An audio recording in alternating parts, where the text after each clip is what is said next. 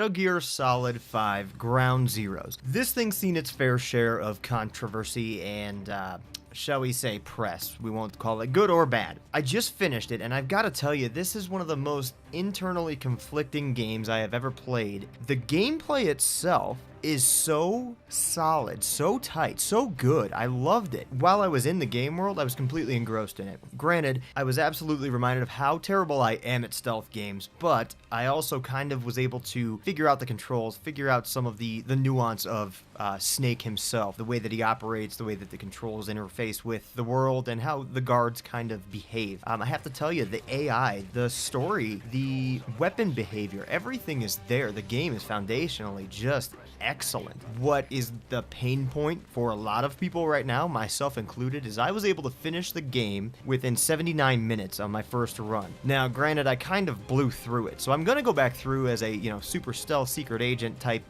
try and get that S ranking, and I think that's part of the intent. But if I were just playing the game and judging it on its merits of my first playthrough, as I do with a lot of games because I typically don't have time to go back through, it fell super short and felt more like a prologue. I have to credit Angry Joe because I did myself maybe the disservice of watching his video review after getting about an hour into the game and then just finishing it up today and brushing it up, and he made some astonishingly clear points. The game is, like I said as well, I will reiterate his point, it's fantastic. I can't wait for the Phantom Pain because the story is going to be behind it, and from what I understand, it's going to be 200 times larger than Ground Zeroes.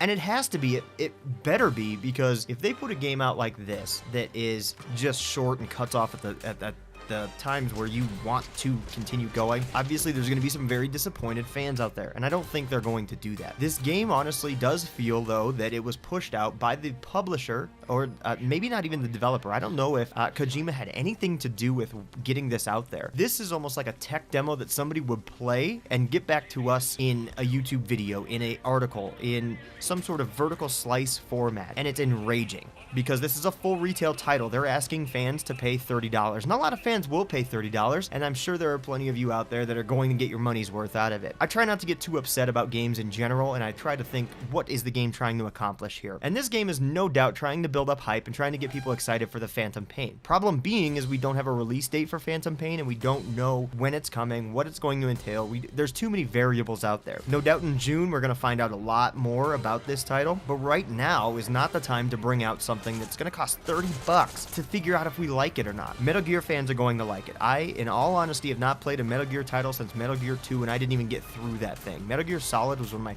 favorite PlayStation titles back in the day, and it still to this day holds up to me. It's a great stealth title. This is such a conflict for me because I'm absolutely pissed off about the length of the game, but I'm also extremely happy with the direction that the game is going. If this was provided, be it bundled with something else, Infamous, it could have been bundled with, they could have sold me Dead Nation with Metal Gear, and they probably would have moved a bunch of those, even though that is free on PlayStation Plus. You start to think about some of these business decisions, and they're going to make some money, but I have to wonder, did they just lift this section directly out of Phantom Pain? And it would have served as a great prologue to Phantom Pain. You get 30-45 minutes into this mission, a card cut to the Metal Gear logo. Jim Sterling made a phenomenal point. It's a cold open, much like Saturday Night Live, where you have a sketch right before titles, right into the main sketches and that. It just doesn't justify a $30 price tag, nor does it justify a full release. Now, we've got some pretty funny footage because, like I said, I'm not a stealth player. I actually had a lot of fun. I was laughing during the game, which I know I'm not supposed to, but it was still a fun game. I found myself having a good time and wanting to go stealth sometimes, but then remembering,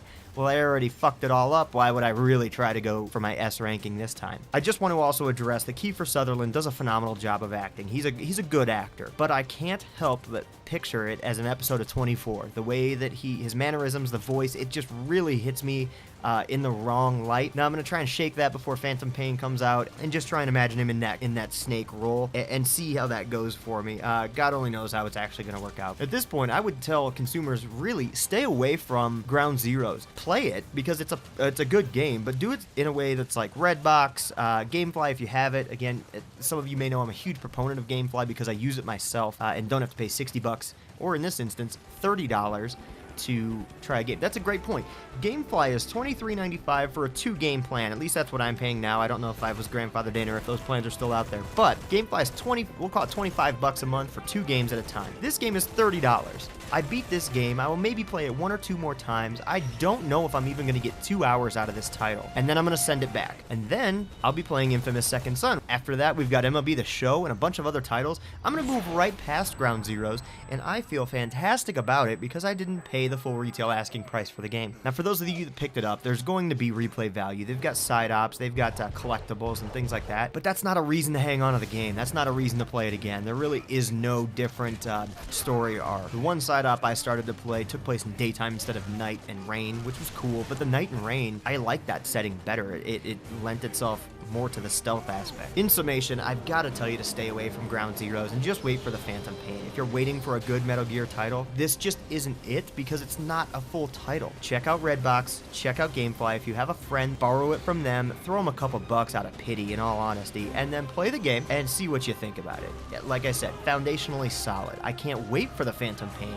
because the game is good. The game itself is good. It's the duration and the price. This is not a review either. Let me be very clear. I'm not putting a score on this. Even if it was a review, I wouldn't put a score on it because it doesn't dignify a score. This is a very, very unique case where we would say, we can't review this. We'll give you a feature on it, but we will not be able to put a score on it. We're not going to be able to confidently recommend it to anybody. If you want to pick up Ground Zeroes, go ahead. But don't say we didn't warn you. That's going to do it for this episode of Why Not, featuring Metal Gear Solid 5 Ground Zeroes. Again, just to reiterate, we can't recommend this title based off of price, duration, and a couple other things, but I would tell you to try it out if you get the opportunity.